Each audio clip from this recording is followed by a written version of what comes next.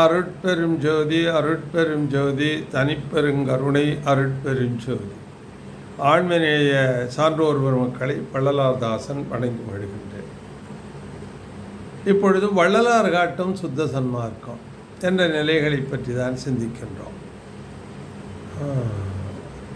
இப்போ சென்ற பதிவில் சங்கம் அமைத்தார்கள், சன்மார்க்க சங்கத்தை அமைச்சிட்டாங்க. அப்போ சன்மார்க்க சங்கம் அமைத்ததனுடைய நோக்கம் உண்மை கடவுளை காண்பது. அப்போ உண்மை கடவுளை காண்பது என்றால் உண்மை கடவுளை காட்ட வேண்டும்.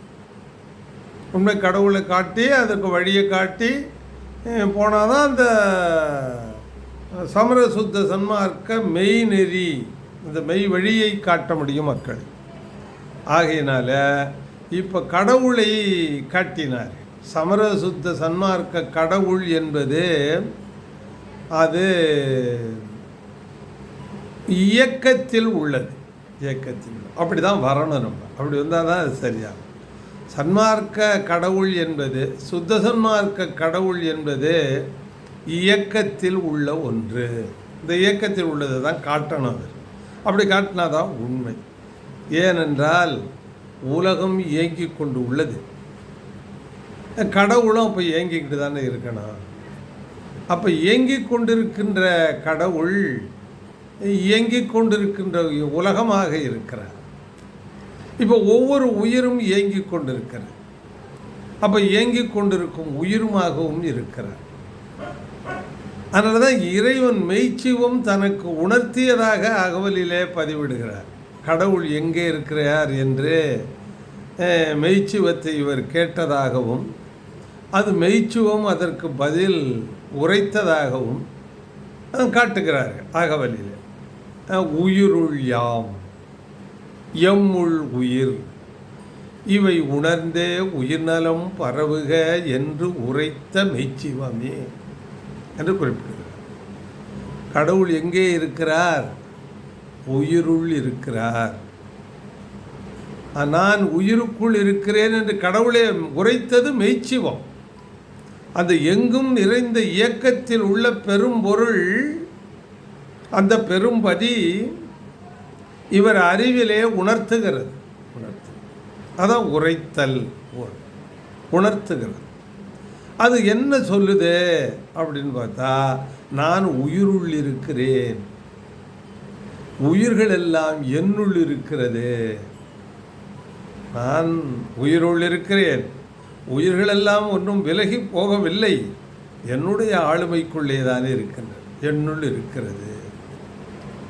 நான் அவைகளை இரவும் பகலும் ஜென்மாதி ஜென்மமாக கவனித்து கொண்டு தான் இருக்கின்றேன். அது இன்னொரு இடத்துலையோட அகவல்ல பதிவு செய்கிறார். நீழ்கீழ் மறைக்கினும் நின்னையாம் விட்டு போகும் என பொருந்திய பொண்ணு போகேன், நான் போயிட மாட்டேன்.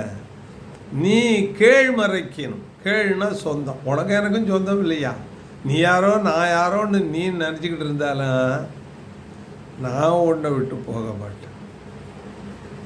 எத்தனை பிறவி நீ எடுத்தாலும் நான் உன்னுள்ளே இருந்து உன்னை மேலேற்ற வேண்டும் என்றுதான்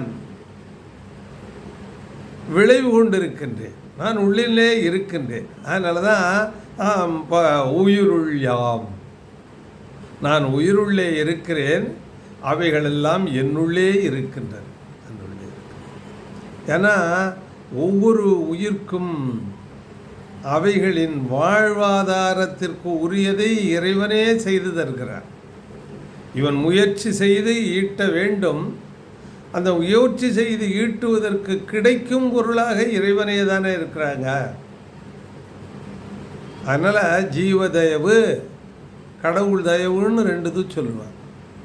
இந்த கடவுள் தயவு என்பது எல்லா உயிர்களையும் இறைவன் காத்து கொண்டிருக்கின்றான். சூரிய ஒளி கொடுத்தல், மழை பொழிவித்தல். இப்போ தாவரமே நீரை தேடுவதற்கு முயற்சி செஞ்சு தானே வேற கீழே கொண்டு போய் கீழே இருக்க தண்ணியை அது உறிஞ்சி எடுக்குது. காற்றுல உள்ளதை உறிஞ்சது இலை மூலம் எப்படியோ அது அதனுடைய முயற்சி. அது ஆனால் அது முயற்சி செய்வதற்கு கிடைக்கும் வகையை செய்வது இறைவன். அந்த இறை ஆற்றல். ஆகையினால அந்த உயிருள் யாம் எம்முள் உயிர், அந்த எம்முள் உயிர்ங்கிறது அந்த உயிரை வாழ வைப்பதற்குரிய அத்தனையும் நான் அவைகளுக்கு செய்து கொண்டிருக்கின்றேன். அவைகள் என்னுடைய ஆளுகைக்குள்ளே தான் இருக்கின்றது, என்னுடைய பார்வைக்குள்ளே தான் இருக்கிறது. ஆகையினால நீ கடவுளை வணங்க வேண்டும் என்று சொன்னால் என்ன செய்ய வேண்டும்? அந்த உயிர்களுக்கு துன்பம் செய்யாத,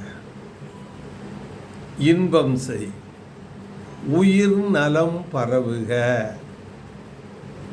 இந்த வழிபாடு என்பது சடங்கு அல்ல. அதுக்கு முன்னே சடங்காக இருந்துச்சு. இப்போ வள்ளலார் கொண்டுக்கிட்டு வர்ற சுத்த சன்மார்க்க வழிபாடு என்பது சடங்கு அல்ல, அது ஒரு வாழ்வியல் முறை. அது வாழ்வியல் முறை. ஆகையினால தான் அவர் என்ன சொல்கிறாரு? உயிர்நலம் பரவுக என்று உரைத்த மெய்ச்சிவமே. நான் உயிருக்குள்ளே இருக்கின்றேன், என்னுள்ளே உயிர்கள் இருக்கின்றன, அவைகளுக்கெல்லாம் நீ நலம் செய்தல் வேண்டும், அதுதான் உன் உண்மையான வழிபாடு என்று உரைத்ததாக உரைக்கிறார். மேலே அடுத்த பகுதியில் தொடர்ந்து பார்ப்போம். நன்றி, வணக்கம்.